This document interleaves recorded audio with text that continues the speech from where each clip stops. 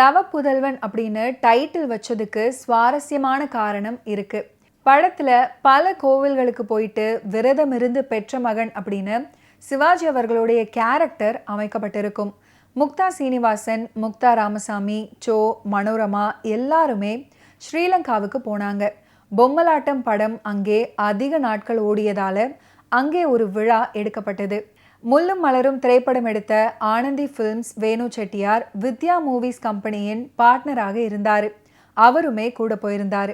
விமான நிலையத்தில் வேணு செட்டியாரின் அம்மா சோவிடம் சென்று, என் புள்ள தவதாய புள்ள, அதாவது தவம் செஞ்சு கிடைத்த மகன், அதனால அவரை பார்த்து அழைச்சிக்கிட்டு போயிட்டு கூட்டிக்கிட்டு வாங்க அப்படின்னு சொன்னாரு. சும்மாவே நக்கலும் கேலியுமாக இருக்கிற சோ சாருக்கு இது அல்வா கிடைச்ச மாதிரி. ஃப்ளைட்டில் ஏறினதுலேருந்தே திரும்பி வர்ற வரைக்கும் வேணு செட்டியாரை தவதாய புள்ள அப்படின்னு கிண்டல் அடிச்சுக்கிட்டே வந்திருக்காரு சோ சார். முதல்ல தவதாய புள்ளைக்கு டிஃபனை வைங்கப்பா அப்படின்னு கேலி பண்ணாரு. இதையெல்லாம் பார்த்துக்கிட்டே இருந்த முக்தா சீனிவாசன் அவர்கள் பின்னால சிவாஜி அவர்களை வச்சு படம் பண்ணும்போது தவ புதல்வன் அப்படின்னு டைட்டில் வச்சிருக்காரு. உலகின் முதல் இசை அப்படின்ற ஒரு பாட்டு, கின்கினி கின்கினி அப்படின்ற ஒரு பாடல், லவ் இஸ் ஃபைன் டார்லிங் என்று எல்ஆர் ஈஸ்வரி பாடிய பாடல் என எல்லா பாடல்களுமே ஹிட்டான பாடல்களாக அமைஞ்சது. அப்படின்னாலும் இசை கேட்டால் புவி அசைந்தாடும் அப்படின்ற பாட்டு மிக பெரிய வெற்றியை பெற்றது. வழக்கமாக எம்எஸ்வி அவர்கள் மெட்டு போடுவார், அதற்கு பாட்டு எழுதுவார் கவியரசர். ஆனால் இந்த பாட்டை முதலில் கவியரசர் காட்சிக்கு ஏற்ப எழுதிட்டாரு, அதுக்கப்புறம் தான் மெட்டு போடப்பட்டது. அந்த பாடல் காட்சியில தான்சேன் இசைக்கலைஞர் போல் வேடமிட்டு நடிச்சாரு சிவாஜி அவர்கள். அப்போது முக்தா சீனிவாசன் சிவாஜி கிட்ட தான்சேன் கேரக்டர்ல ஒரு நடிகர் நடிச்சிருக்காரு, அதை பார்த்துட்டு நடிச்சா ஒரு ரெஃபரன்ஸ் கிடைக்கும் உங்களுக்கு அப்படின்னு சொன்னாரு. உடனே சிவாஜி அவர்கள் அந்த நடிகரோட தான்சேன் வேற, சிவாஜியோட தான்சேன் வேற, யாரையும் பார்த்து நடிக்க மாட்டேன் அப்படின்னு சொன்னாரு. சிவாஜி அவர்கள் எப்போதுமே இப்படிதான், எவர் சாயலும் இல்லாமல் நடிப்பதை தான் விரும்புவார். அப்படிதான் இந்த படத்துலையும் நடிச்சாரு. இதில் ஒரு வியப்பும் ஆச்சரியமும் என்னன்னா, டெல்லியில் தான்சேன் ஓவியம் இருக்கு, அதை பார்க்கும் சந்தர்ப்பம் கிடைத்தது. அந்த ஓவியத்தை பார்த்து வியந்து போனோம். தான்சேன் ஓவியத்துக்கும் சிவாஜி சார் முகத்துக்கும் அச்சு அசல் பொருந்தி போனது. உண்மையிலேயே எங்களுக்கு அது புரியாத புதிர்தான். அதுதான் சிவாஜி சார் அப்படின்னு வியப்பு மாறாமல் பிரமிப்புடன் சொல்லியிருக்காரு முக்தா ரவி. தவ புதல்வன் திரைப்படத்துல சிவாஜி அவர்கள் ஒரு மாதிரி பாதி ஜிப்பா உடையை அணிந்துட்டு வருவாரு. அவருக்கான பிரச்சனை அம்மா, காதலி அப்படின்னு மிக குறுகியதாக இருக்கும். தாத்தா அப்பாவிற்கு இருந்த நோய் மகனுக்கு வந்துவிட்டால் அம்மா இறந்து விடுவார் அப்படின்றது அவருடைய நினைப்பு. அம்மா காதலிக்கு தெரியாத விஷயம் ஒரு டான்சருக்கு தெரிவதும் அவர் அண்ணனுடன் அவரை பிளாக்மெயில் செய்வதும் திரைக்கதை நெருடலாக அமைஞ்சிருக்கும். கிங்கினி கிங்கினி அப்படின்ற ஒரு ஃபென்டாஸ்டிக்கான பாடல் தவ புதல்வன் திரைப்படத்தில் அமைஞ்சிருக்கும். இந்த பாடலை டிஎம் சௌந்தரராஜன் ஃபென்டாஸ்டிக்காக பாடியிருப்பார்.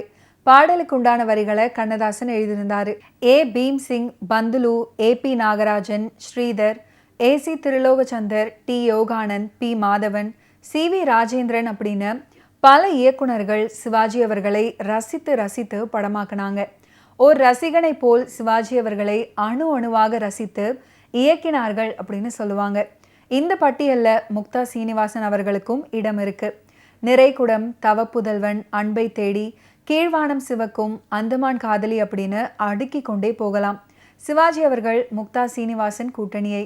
நான் சிவாஜி அவர்களின் நடிப்பை ரசித்தவன். சிவாஜி அவர்களை போன்று எந்த கதாபாத்திரத்திலையும் நடிக்கும் ஆற்றல் உலகில் எந்த நடிகருக்கும் இல்லை அப்படின்னு அழுத்தமாக நம்பக்கூடியவன்.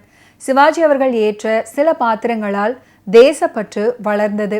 சிவாஜி அவர்களின் உச்சரிப்பில் தமிழ் பாமரர் நாவிலும் நலமாக நடைபயின்றது. சிவாஜி அவர்களின் பல படங்களால் உறவுகளின் மேன்மை உணரப்பட்டது. அதனால் அந்த மகா கலைஞனை நான் புகழ்ந்திருக்கிறேன். சிவாஜி அவர்களை புகழ்ந்தாலே சினிமாவை பற்றி எழுதியதாலோ என் தலையை அலங்கரித்த மகுடம் இன்றும் தரையில் விழுந்து விடவில்லை. சிவாஜி அவர்களின் நடிப்புக்கு தீனி போடும் வகையில் காட்சிகள் அமைஞ்சிருக்கும். மேடையில் பாடும்போது அவரிடம் தெரியும் கம்பீரம். மற்றொரு இடத்தில் மாலை வேளையில் குழந்தைகளுக்கு கிறிஸ்துமஸ் தாத்தாவாக வந்து கண் தெரியாமல் நடிப்பது போல செய்யும் அவர் கண்கலங்க வைக்கும் அவருடைய சேட்டைகள் என்று படம் முழுவதுமே அவர் வியக்க வச்சிருப்பாரு. சோ மனோரமா எப்படியாவது டான்சரை அம்மாவிடமிருந்து பிரிக்க வேண்டும் அப்படின்னு செய்யும் முயற்சிகளும் சிவாஜி அவர்கள் செய்யும் முயற்சிகளும் விறுவிறுப்பாக அமைஞ்சிருக்கும். ஆனால் பொதுவாக பார்க்கும்போது இசைக்கலைஞன் மாலைக்கண் என்னும் சேர்க்கையே அழகாக அமைஞ்சிருக்கும்.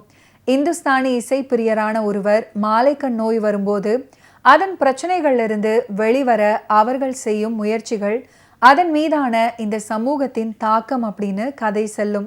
ஓகே வியூவர்ஸ், இன்னைக்கு நிகழ்ச்சியில நடிகர் திலகம் சிவாஜி கணேசன் அவர்களுடைய ஃபிலிம் கெரியரில் நடந்த பல இன்ட்ரெஸ்டிங்கான விஷயங்களை நம்ம பார்த்து தெரிஞ்சுக்கிட்டோம். மீண்டும் அடுத்தடுத்த எபிசோட்ஸில் சந்திப்போம். நன்றி, வணக்கம்.